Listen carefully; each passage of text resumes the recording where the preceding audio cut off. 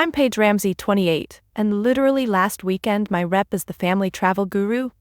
Yeah, it totally backfired. The Caribbean cruise I'd worked my butt off to plan for my family, it blew up into a full-on airport meltdown at LAX. My mom, Darlene, straight up demanded I fix their vacation when it unraveled, and when I clapped back, the terminal went dead silent. "You're not even real family," she screamed, with strangers staring like I'd just slapped her. But here's the tea. Their shade didn't break me. It lit a spark. I'm not just pushing back. I'm about to flip the script and change everything.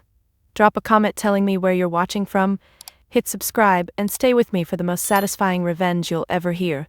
Looking back, it's almost unreal what I did once that moment hit. I've always been the odd one out in my family, like a puzzle piece that doesn't quite fit. Growing up in our cluttered Pasadena bungalow, I was the kid who'd rather map out dream vacations than play soccer like my brother Chet or bake with my sister Marla. My parents, Darlene and Vernon, never got it. They'd fawn over Chet's game-winning goals or Marla's lopsided cupcakes, but my travel agency, built from late nights and gritted teeth? "That's nice, Paige," they'd say, eyes already drifting. I started Ramsey Escapes 3 years ago, booking honeymoons and corporate retreats, and it's thriving. But to them, I'm still the extra kid, not quite theirs. See, I'm adopted, and they've never let me forget it, not with words, but with every sidelong glance. Last month, Darlene called me about a family cruise. "You're the travel agent," Paige, she cooed like I owed her. I spent weeks planning flights, cabins, excursions for her, Vernon, Chet, and Marla. I even negotiated upgrades, my fingers cramping from typing. But then, 2 days before departure, I got a text from Marla. "Sorry, no room for you on the ship. You're not, like, real family." My stomach dropped. I reread it, my thumb hovering over the screen. They'd used me, manipulated me into planning their dream vacation, then cut me out. I sat on my couch, the TV droning, and felt something snap. Not sadness, rage. I wasn't going to cry, I was going to act. I stared at my laptop, the cruise itinerary glowing. As a travel agent, I had power they didn't see. I could change bookings, reroute flights, cancel transfers. My heart raced as I typed, fingers trembling but precise. This wasn't just petty revenge, it was justice. They'd stranded me emotionally my whole life. Now I'd strand them literally. I leaned back, my coffee mug cold in my hand, and exhaled. The plan was set. Tomorrow, they'd head to LAX, clueless, while I'd be there, watching it unravel. For once, they'd feel what it's like to be left behind. And when they turned to me, begging, I'd finally say what I'd held in for years. The sting of Marla's text still burned as I sat in my tiny apartment, the hum of LA traffic filtering through the window. I couldn't shake the memory of being invisible in my own family, not just now, but always. Growing up, I'd pour my heart into things that mattered to me, only to watch Darlene and Vernon shower Chet and Marla with praise for the smallest wins. Like when I was 15, I'd saved up for months to join a school trip to DC, mapping every museum stop myself.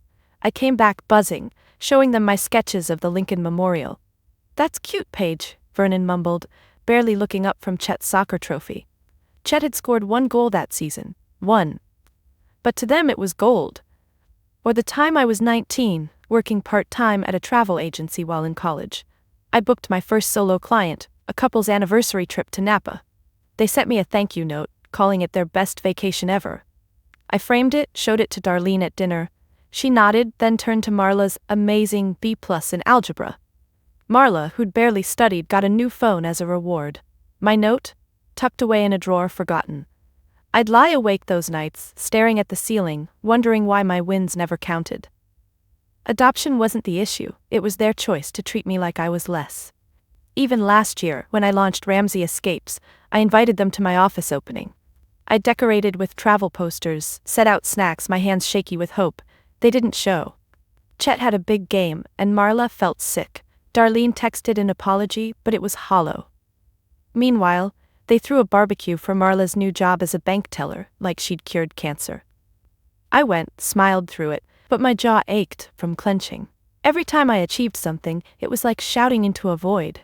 Now, staring at my laptop, the cruise sabotage plan glowing on the screen, those memories fueled me. Each slight, each dismissal, piled up like kindling. Marla's text wasn't just a one-off, it was the final straw in a lifetime of being sidelined. My fingers hovered over the keyboard. my coffee long gone cold.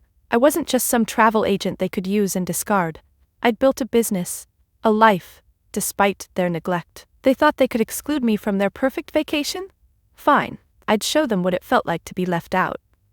I leaned back, my chair creaking, and pictured their faces at the airport tomorrow. Darlene's fake tears, Vernon's red-faced yelling, Chet's smug grin fading. For once they'd see me not as the extra kid but as someone who could hit back. My phone buzzed. A reminder about the cruise's final payment. I ignored it, my eyes locked on the screen. This wasn't just about the trip anymore. It was about every time they'd made me feel small. Tomorrow I'd make them feel it too. My apartment was dark except for the laptop's glow, casting shadows on the wall as I hunched over the keyboard. Marla's text, "Not real family," looped in my head, each word a jab. That's when it hit me. They didn't just exclude me from the cruise. They'd planned it, knowing I'd handle every detail like a loyal dog. The betrayal wasn't new, but this time it was too sharp to swallow. I pushed my coffee mug aside, my hands steady now, and opened the cruise booking system. I wasn't going to beg for their love anymore. I was going to make them pay. The idea sparked fast, like a match catching. As a travel agent, I had access to their entire itinerary, flights, transfers, cabin assignments. I could unravel it all with a few clicks. My heart thudded, not with fear, but with clarity. This wasn't petty. It was justice. I started with their flights, a quick tweak, and their nonstop from LAX to Miami became a nightmare layover in Denver with no connecting flight. I canceled their airport transfer to the port, my fingers flying, precise. The cruise itself? I left it intact. They'd find out too late the ship wouldn't wait. Every change felt like reclaiming a piece of myself. I remembered Darlene's fake smile when she asked me to plan the trip, her voice syrupy. "You're so good at this, Paige." I'd eaten it up, thinking it was affection. Now I saw it for what it was: manipulation. My jaw tightened as I worked, the clock ticking past midnight. I rerouted their luggage to a different terminal, ensuring chaos. Each click was a release, like uncurling a fist I'd held clenched for years. But then, a flicker of doubt. What if I got caught? My agency's name was on the bookings. I paused, my cursor blinking. I could lose clients, my reputation. I leaned back, rubbing my eyes, the weight of it sinking in. But then I saw Marla's text again, glowing on my phone. The doubt vanished. They'd used me, humiliated me. If there were consequences, I'd face them. This was worth it. I saved the changes, my screen flashing confirmed. I exhaled, long and slow, my shoulders loosening. The plan was perfect, calculated, not reckless. They'd arrive at LAX tomorrow, smug and ready for paradise, only to find their dream vacation in tatters. I'd be there watching from a distance, my face blank but my heart racing. For once they'd feel the sting of being left behind. I closed my laptop, the room plunging into darkness. My hands were still, but inside I was electric. This wasn't just sabotage, it was my first real stand. I stood, stretching out, and glanced at the photo on my shelf. Me, 12, grinning at Disneyland with Darlene and Vernon. Even then, I was on the edge of the frame, half cut off. Tomorrow, I'd step into the center. They'd see me, not as their extra kid, but as someone who could break their world apart, just as they'd broken mine. The morning sun slanted through my apartment blinds, painting stripes across my hardwood floor as I zipped up my jacket. Today was the day. My family's cruise departure, and the unraveling of my sabotage. My laptop sat closed on the coffee table, the changes I'd made last night locked in. Flights rerouted, transfers cancelled, their perfect vacation set to implode at LAX. I grabbed my keys, my pulse steady but quick, like a drumbeat I couldn't ignore. I wasn't going to the airport to help them. I was going to watch. As I drove through LA's morning traffic, my hands gripped the wheel, knuckles pale. Last night's clarity wavered. What I'd done wasn't small. Stranding Darlene, Vernon, Chet, and Marla wasn't just a prank. It was a line crossed. I pictured Darlene's face, all fake tears, and Vernon's bellowing voice, demanding I fix it. My stomach twisted. Had I gone too far? I'd spent weeks planning their trip, late nights picking the best cabins, the perfect shore excursions. They'd trusted me, even if that trust was a lie. Now I'd betrayed it. I parked at the airport, my car tucked in a far lot. The terminal buzzed with travelers, rolling suitcases and hurried goodbyes. I slipped into a coffee shop near their check-in counter, my hoodie pulled low, blending in. My phone buzzed, a text from Marla, "At airport. Where you at?" I stared at it, my thumb hovering. No reply. Let them sweat. I sipped my latte, the steam warming my face, and watched the check-in line. There they were, Darlene fussing with her purse, Vernon scanning his phone, Chet slouched with earbuds, Marla snapping a selfie. They looked so smug, like nothing could touch them. Guilt gnawed harder. I remembered Darlene's rare hugs when I was a kid, the ones that felt real before I knew better. Or Vernon teaching me to ride a bike, his hand steady on the seat. Those moments were faint, buried under years of dismissal, but they were there. Was I punishing them for who they were now, or who they'd never been? I shifted in my seat, my sneakers scuffing the floor. But then I saw Marla laugh, loud and careless, and her text flashed in my mind. Not real family. The guilt burned away. They'd chosen this. I checked my watch. Their flight was about to be called, or rather, the flight that no longer existed. I leaned forward, my elbows on the table, and waited. The counter agent's voice crackled over the speaker, and Darlene stepped up, her smile tight. I couldn't hear them, but I saw the agent's frown, the shake of her head. Darlene's hands flew up, Vernon's face reddened, and Chet yanked out his earbuds. Marla's selfie grin vanished. My heart pounded, not with fear, but with something sharper, satisfaction. This was it. The moment they'd feel what I'd felt my whole life. Excluded, powerless, alone. I stayed still, my coffee cooling, my eyes locked on them. They didn't know I was here, didn't know I'd orchestrated this. But soon, they would. And when they did, I'd be ready to face them, to say what I'd held back for years. For now, I watched, my breath steady, my resolve iron. The airport coffee shop smelled of burnt espresso, and my latte sat untouched, cooling as I watched my family unravel at the check-in counter.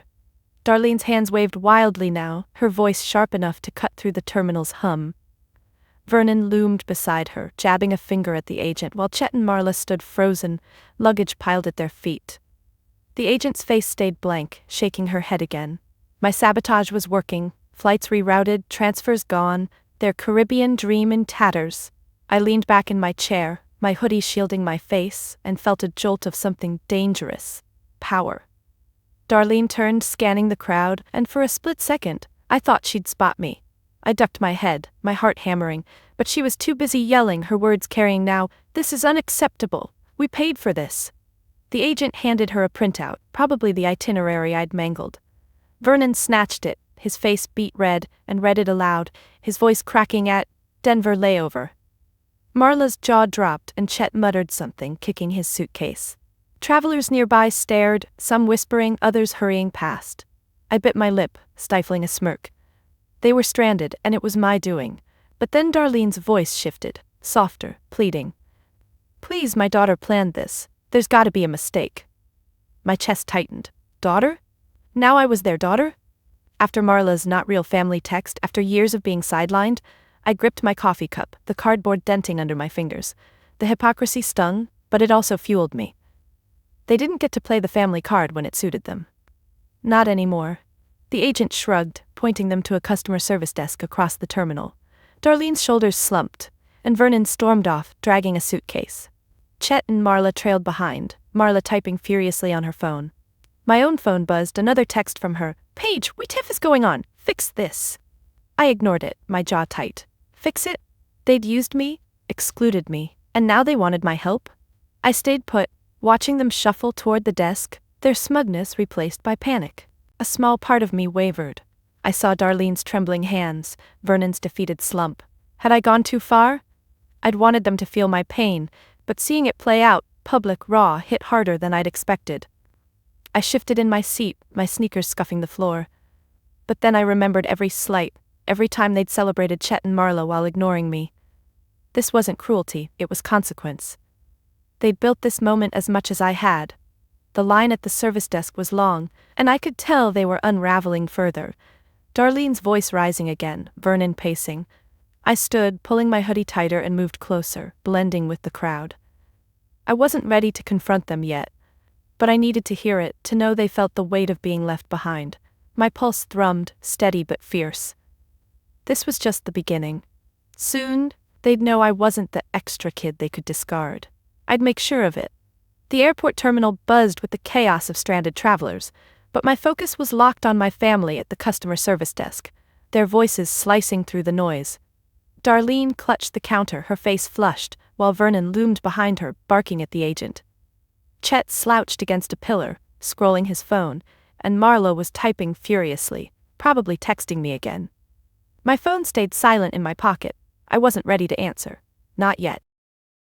My sabotage had stranded them, and now, from the edge of the crowd, I watched their panic morph into something uglier. I pulled my hoodie lower, my breath shallow, waiting for the moment I'd step forward. The agent, a tired-looking woman with a tight bun, handed Darlene a clipboard saying something I couldn't hear. Darlene's head snapped up. "This is your fault," she shouted, loud enough that heads turned. "My daughter screwed this up." My stomach lurched. She meant me. Vernon jumped in, his voice booming. "Paige planned this, and now we're stuck. She's not even real family, just some kid we took in." The words hit like a slap, echoing Marla's text but sharper, public. Strangers glanced at me, sensing drama, and I froze, my nails digging into my palms. Marla stepped forward, her voice shrill. "She's always been jealous of us. This was her way of ruining our trip." Chet nodded, smirking. "Yeah, Paige is petty like that." The agent looked unimpressed, scribbling on the clipboard, but my family's words burned. Not real family. Jealous. Petty. Each one carved deeper, reopening every wound from years of being sidelined. I wanted to scream, to tell them they'd used me, but my feet stayed rooted, my jaw locked. Darlene turned, scanning the crowd again, and this time her eyes found mine. Her face twisted, shock, then fury. "Paige!" she yelled, marching toward me, Vernon and the others trailing. I didn't move, my heart pounding but my resolve hardening. She stopped inches away, her perfume choking me. "You did this, didn't you? You ruined our vacation." I met her gaze, my voice low but steady. "You ruined me first, you don't get to call me daughter now." The terminal seemed to hush, strangers slowing to watch. Vernon's face reddened. "You ungrateful," he started, but I cut him off. "Ungrateful? For what? Planning your dream trip so you could ditch me?" Marla gasped, clutching her phone, and Chet's smirk faded. Darlene's eyes narrowed. "You're out. Done. No family does this."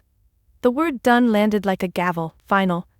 They were disowning me, right here in front of everyone. I should have felt broken, but instead I felt free. I stepped back, my sneakers squeaking on the tile. "You made that choice years ago," I said, my voice calm but cutting. "I'm just making it official." I turned, walking away, their shouts fading behind me. My hands shook, but my steps were sure. They'd tried to erase me, but I'd erased their escape instead. And soon they'd learn I was more than their extra kid. I was someone they'd never control again. The terminal's noise, announcements, rolling suitcases, distant shouts, faded as I walked away from my family's rage. My sneakers steady on the polished floor.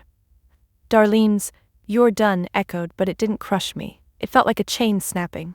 I slipped into a quieter corner near a gate, my hoodie still up, and leaned against a wall, catching my breath. My phone buzzed in my pocket, probably Marla or Darlene demanding I fix their mess. I ignored it. They'd disowned me, publicly, but I wasn't the one stranded. Not anymore. Then my phone rang, a different tone, my work line. I frowned, pulling it out. The caller ID showed Tanya Wilcox, a big client I'd booked for a corporate retreat last month.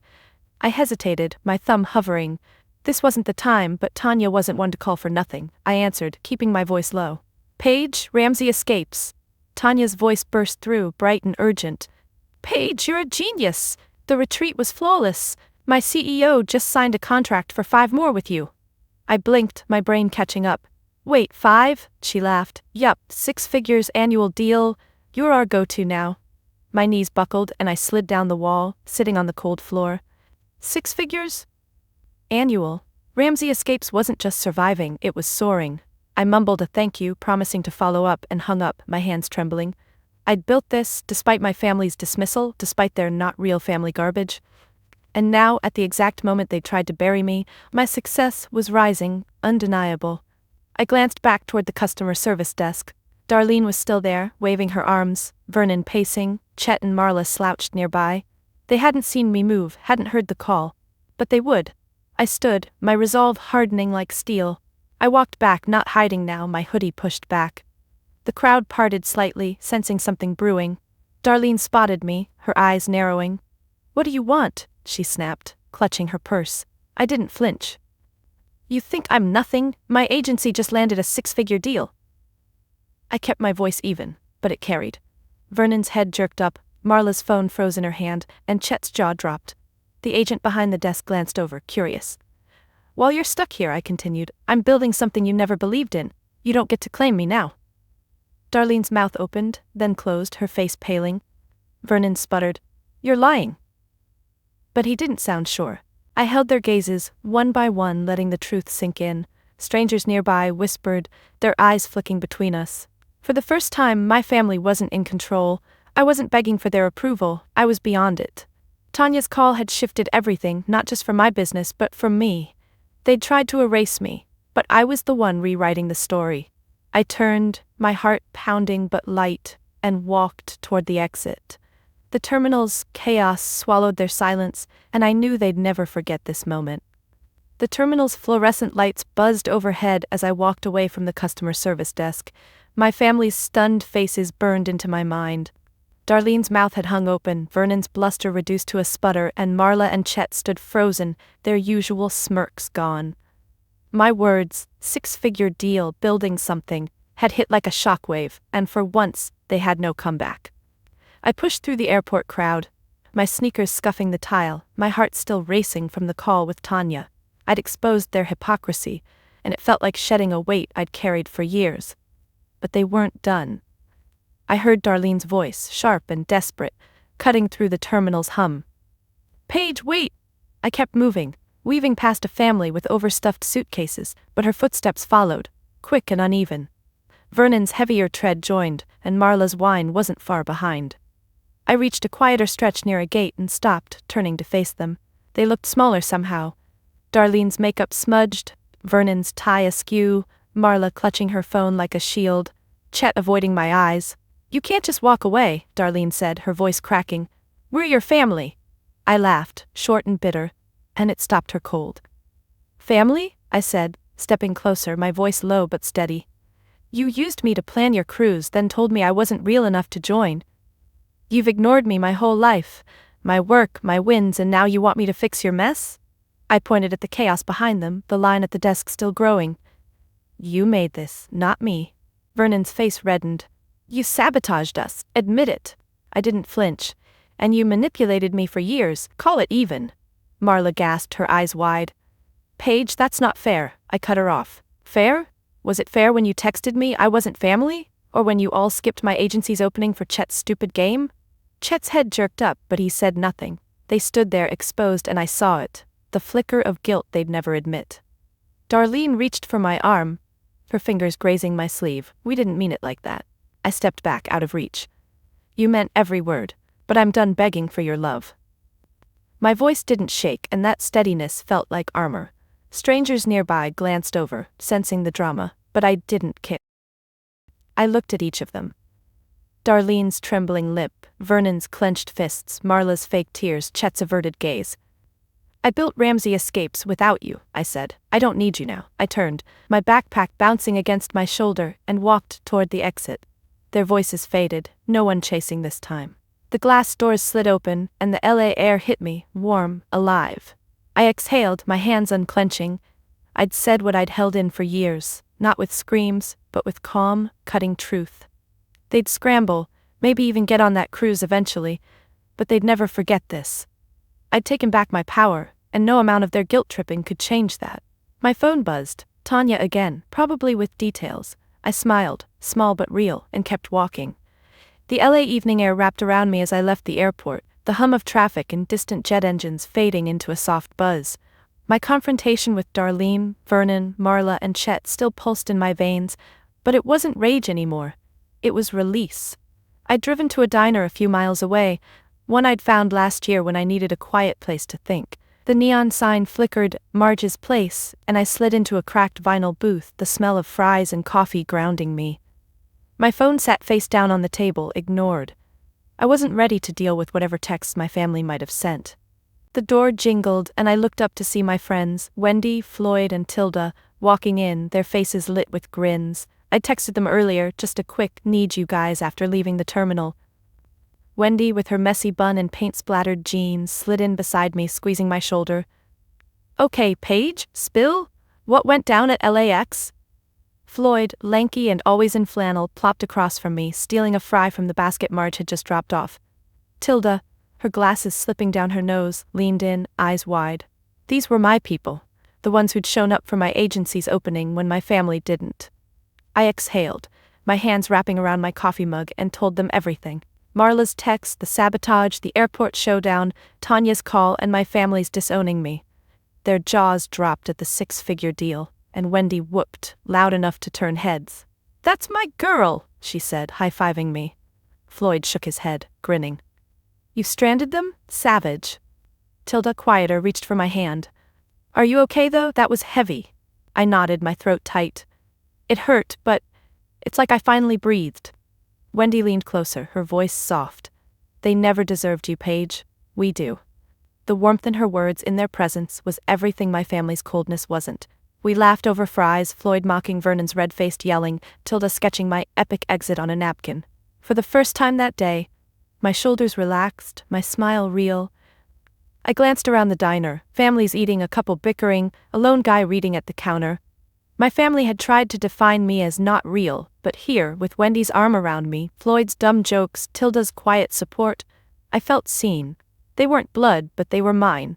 The contrast hit hard. My family's contempt at the airport versus this easy, genuine love. I'd spent years chasing Darlene's approval, Vernon's pride, but this was what family could be. Marge refilled my coffee, her apron stained, and winked. "You look lighter, kid." I smiled, small but steady. She was right. I'd left my family's toxicity behind, and here, in this greasy diner, I'd found something better. My phone buzzed again, but I didn't check it. Whatever they had to say could wait. Tonight, I was with my chosen family, and that was enough. The diner's neon glow faded behind me as I drove home, Wendy's laugh and Floyd's dumb fry-stealing grin still warming me. My phone had buzzed again in my pocket. Probably Darlene or Marla, maybe even Vernon, trying to claw their way back after the airport showdown. I didn't check. The LA streets stretched dark and quiet, my headlights cutting through, and for the first time in years I felt steady, like I could breathe without bracing for a hit. But I knew my family wouldn't let this go. If I was going to keep this peace, I needed rules, boundaries they couldn't cross. Back in my apartment, I dropped my keys on the counter, the clink loud in the silence. My laptop sat where I'd left it, the crew's sabotage still a secret locked inside. I sank onto my couch, pulling my hoodie tight, and grabbed a notebook. My hands shook slightly, not from fear but from the weight of what came next. I wasn't cutting them off completely, not yet, but I was done being their doormat. I started writing, my pen scratching fast. No more free travel planning. No contact unless they acknowledge what they did. No showing up uninvited. Each rule felt like stacking bricks, building a wall to protect Ramsey escapes, my heart, my life. My phone lit up. "Marla, texting, Paige, we're sorry, okay? Can you help us get home?" I stared at it, my jaw tight. Sorry? After not real family? After disowning me in front of strangers? I set the phone down, my fingers curling into a fist. The old Paige would have caved, booked their flights, and eaten the guilt. Not now. I texted back short and cold. "Handle it yourselves, I'm done." I hit send, my heart pounding but light. No explanation, no softness, they didn't deserve it. I thought of Darlene's trembling lip at the airport, Vernon's red-faced sputtering. They'd try again. Guilt trips, fake tears, maybe even Chet's lazy come-on Paige charm. I added another rule to my list. If they push, I block them. It wasn't cruel, it was survival. I'd spent years bending to their demands, ignoring my own hurt to keep the peace. Now peace meant protecting myself. I tore the page out, taped it to my fridge, a reminder every time I grabbed a coffee or a snack. My phone stayed quiet, Marla's text unanswered. I stood, stretching, and caught my reflection in the window, eyes tired but sharp, shoulders squared. I wasn't the extra kid anymore, begging for scraps of love. Ramsey Escapes was thriving, Tanya's deal proof I'd built something real. My family could scramble, could hate me, but they couldn't touch this. I glanced at the Disneyland photo on my shelf, me half cut off at 12. I turned it face down, my fingers steady. That girl was gone. I poured a glass of water, the tap hissing, and sat back on the couch. The boundaries were set, my fortress built. If they wanted back in, they'd have to face what they'd done, really face it. Until then, I was free. For the first time, I believed it. The morning light filtered through my apartment blinds, soft and golden, as I sat at my kitchen table, laptop open, coffee steaming. It was a week after the airport showdown, and the silence from Darlene, Vernon, Marla, and Chet was deafening. No texts, no calls, just the echo of my boundaries holding firm. My notebook of rules still sat on the counter, a quiet anchor. I'd spent years letting my family define me as less, but now, with Ramsey Escapes thriving, I was ready to redefine what the Ramsey name could mean, on my terms. I clicked through emails, Tanya's six-figure deal dominating my inbox. Her company wanted me to plan a global retreat series starting with Costa Rica. I leaned back, my chair creaking, and let it sink in. This wasn't just a win, it was a chance to do something bigger. I'd always wanted to use my agency for good, not just profit. My fingers hovered over the keyboard, then typed a proposal. A portion of each retreat's budget would fund local tourism scholarships for kids like I'd been, dreamers stuck on the outside. I hit send, my heart racing. This was my legacy, not Darlene's cold dismissals or Vernon's loud indifference. Later, I met Wendy at a community center downtown where I'd offered to host a free travel workshop for teens. The room buzzed with kids, their notebooks open, eyes bright. I talked about mapping dream trips, budgeting, chasing what sets your soul on fire. One girl, maybe 15, raised her hand, shy. "What if your family doesn't get it?" My throat tightened. I saw myself in her, hungry for more, unseen. "You build it anyway," I said, my voice steady. "Find people who see you." She nodded, scribbling fast, and I felt a spark. This was what mattered. Back home, I pulled up my agency's website, my mouse clicking through old photos, me at travel expos, shaking hands, grinning. I'd always hidden these from my family, scared of their apathy. Now I started a blog post, Why Travel Matters. I wrote about feeling like an outsider, how planning trips gave me control, how I was turning Ramsey Escapes into a force for dreamers. My fingers flew, raw but honest. I posted it, my pulse quick. Strangers would read it, maybe even my family. Let them. This was my story, not theirs. I stood, stretching, and glanced at the fridge, my rules still taped there. They'd protected me, but this, building, creating, giving back, was what freed me. The Ramsey name wasn't Darlene's or Vernon's anymore. It was mine, tied to kids I'd inspire, trips I'd plan, a business I'd grown from nothing. My phone buzzed, a thank you from the community center. I smiled, small but real, and sipped my coffee, now cold. The past couldn't touch this. I was reclaiming my place not just in the world but in my own heart, and no one could take that away. The evening air was cool as I sat on my apartment's tiny balcony, a blanket draped over my shoulders, the LA skyline twinkling in the distance. It had been 2 weeks since the airport, since I'd walked away from Darlene, Vernon, Marla, and Chet, their stunned faces fading into the terminal's chaos. My phone lay quiet on the table, no new texts from them, my boundaries holding like a dam. Below, the city hummed, cars honking, a dog barking, but up here I felt still, like I'd finally caught my breath. I sipped my tea, the mug warm in my hands, and let my mind wander over everything, the sabotage, the showdown, the life I was building now. I thought about that girl at the community center, her shy question about family, and how my answer, "Build it anyway," had felt like a promise to myself. For years, I'd measured my worth by Darlene's approval, Vernon's rare nods, Marla and Chet's fleeting attention. I'd twisted myself to fit their mold, ignoring the cracks it left in me. But stranding them at the airport, speaking my truth, landing Tanya's deal, it wasn't about revenge anymore. It was about seeing myself clearly, maybe for the first time. I didn't need their validation. I never had. My laptop sat inside, my blog post live on Ramsey Escapes' site, already getting comments from strangers who'd felt like outsiders too. I'd read one earlier from a woman in Ohio. "Your story made me feel less alone." My eyes had stung, but I'd smiled. This was what I'd always wanted, to matter, not to my family, but to someone who needed to hear they could rise above. I set my mug down, the ceramic clinking softly, and pulled the blanket tighter. The stars were faint, drowned by city lights, but I felt them there, steady. I thought of Wendy, Floyd, Tilda, their laughter in the diner, their belief in me when I doubted myself. They were my family now, not because of blood, but because of choice. Darlene and the others might reach out someday, might even try to make amends. If they did, I'd listen, but I wouldn't bend. My worth wasn't tied to their apologies. It was in the kids I'd inspire, the trips I'd plan, the life I was carving out, piece by piece. I stood, stretching, my shadow long against the balcony rail. The city sprawled below, alive and messy, and I felt part of it, not lost, not extra, but whole. I'd spent so long fighting to be seen, but now, I saw myself. That was enough. I picked up my mug, my steps light, and went inside, the door clicking shut behind me. Peace wasn't loud or vengeful. It was quiet, like this moment, and it was mine. Have you ever felt like you didn't belong? Like your worth was tied to someone else's approval? I've been there, bending myself to fit a family who never saw me, but standing up, setting boundaries, and building Ramsey escapes taught me something. You get to define your value. No one else. I'm Paige, and this journey, sabotaging a cruise, facing my family, finding my peace, was about reclaiming my story. I'd love to hear yours. Drop a comment below. Have you ever had to break free from someone's expectations? If my story resonated, please like, subscribe, and share it with someone who needs to hear it's okay to define success on their own terms. Keep dreaming, keep building, and know that you're enough, exactly as you are.